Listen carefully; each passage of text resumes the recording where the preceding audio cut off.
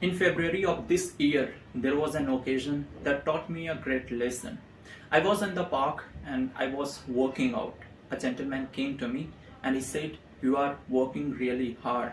You are working really good." Then I said, "Thank you, sir."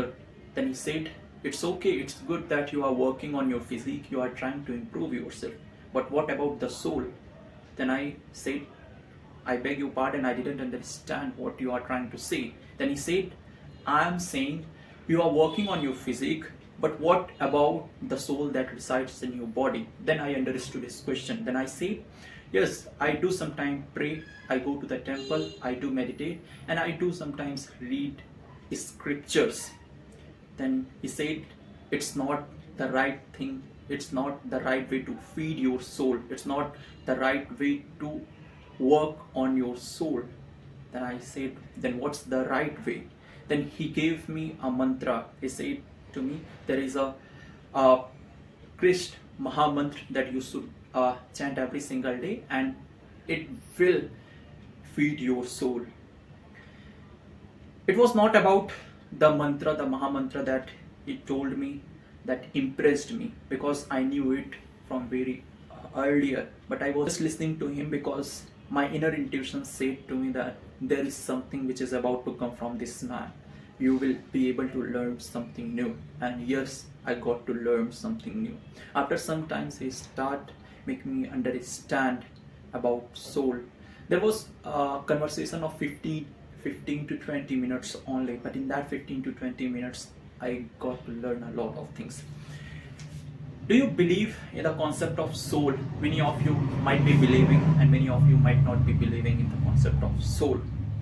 What the soul actually means, if you understand it in nutshell, if you understand it in simple definition, then soul is an energy that resides in every living being. Yes, you heard it right. Whether it's the insect, whether it's the bacteria, whether it's any kind of animal, whether it's any kind of human being, whether it's you, your friend, your parents, your family members, your loved ones, there is a soul that resides in everybody. That gentleman asked me a question again, and that question was something different which I was unable to answer. He said to me, "What was the reason that you are born in your family?" The question might be seeming very easy, or it might be seeming very weird to you, but listen to it again. What was the reason that you are born in your family?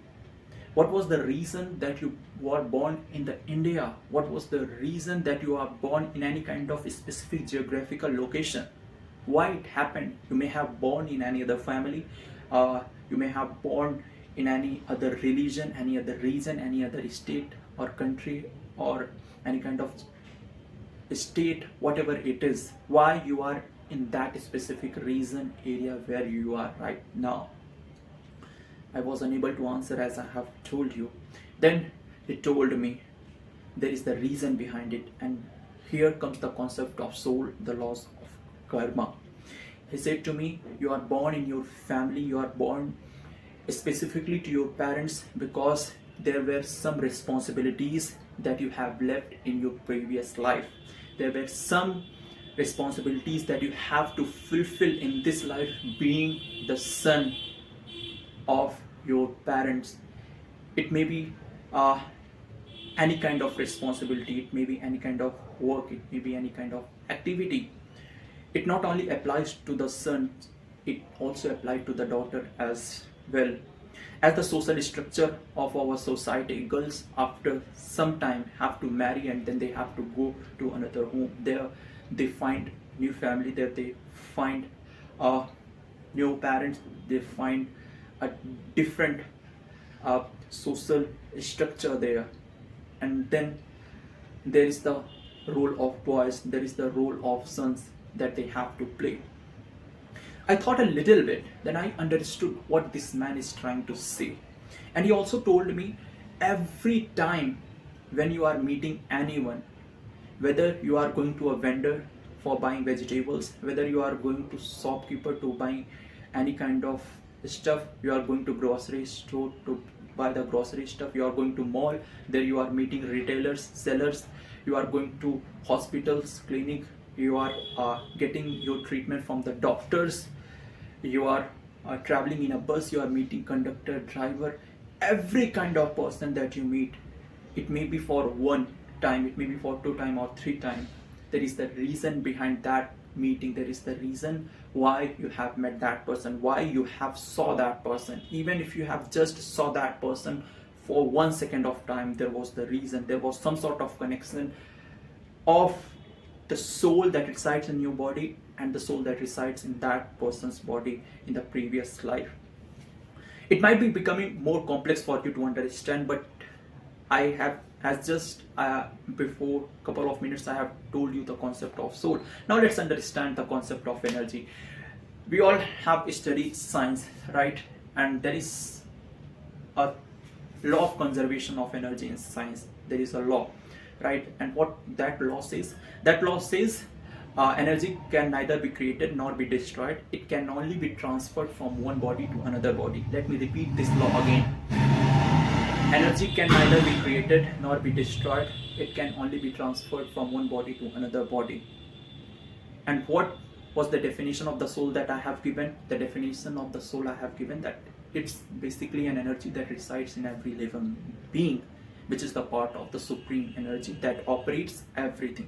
Don't you think that that concept of spirituality is getting aligned with the concept of science?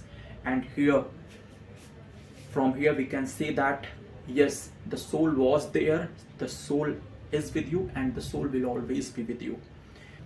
And the same thing is said and explained in the Bhagavad Gita as well. If you are an atheist, if you don't believe in God, I might be sounding dumb and idiot to you, but I just want to say to you, just listen to me, dear. Just listen to my words, how I am connecting the spirituality with the science. Science is the subject that you believe in, and the spirituality is the subject that you think. It is only made of imagination, it is only made of beliefs, it is only made of faith, which has no reason, which has no base. There is the base reason of everything that exists. You just need the point of view and observation to observe it, right? Why I am trying to tell you all these things, why I am trying to make you understand the concept of soul. I'm not a pandit and I'm not a spiritual teacher, neither I have done any kind of course, nor I have pursued any kind of degree or subject in all these things. I'm just an average person, a common man who just try to observe the things going around him. And what I have observed, I have tried to tell you. And when you start observing the way I have told you to observe, when you start observing and understanding the things, then you will actually understand why it is all happening, why you are the way you are right now, why you are meeting that person, why you are meeting this person, why you are born in this family. Means overall you will get a conceptual clarity. You will get to know, oh, this was the reason, this was the thing that I was earlier unaware of. With a conclusion, I would just say a lot of things goes around us, a lot of event scenarios happens at the same point of time. We just need to observe it. And spirituality is not like something which is based on any kind of faith, belief, which don't have any kind of proof. Sometimes science is unable to prove its worth. The spirituality was there even when the science didn't came into picture, when the laws didn't came into picture. Why it was there? Because it has some base, it has some reason to exist. Now it was existing, it is existing, and it will always keep on existing. Just try to connect everything.